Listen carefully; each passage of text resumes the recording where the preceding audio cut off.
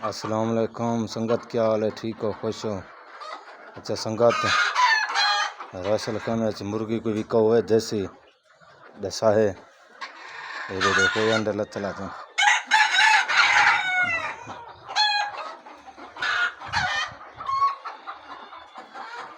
Russell खाना मुर्गी को विका हुआ है दसा है घनसू वाला।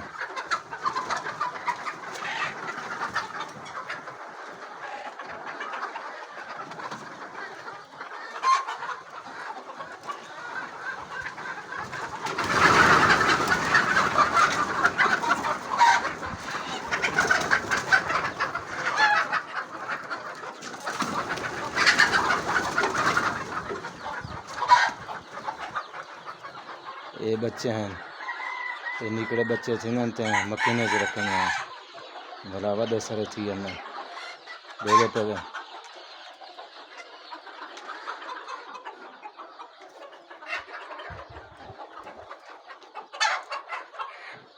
ये पूरा फार्म बढ़िया खड़े कुकनी का इडो बिया बढ़दा पे देखो बंदा बैठे थे।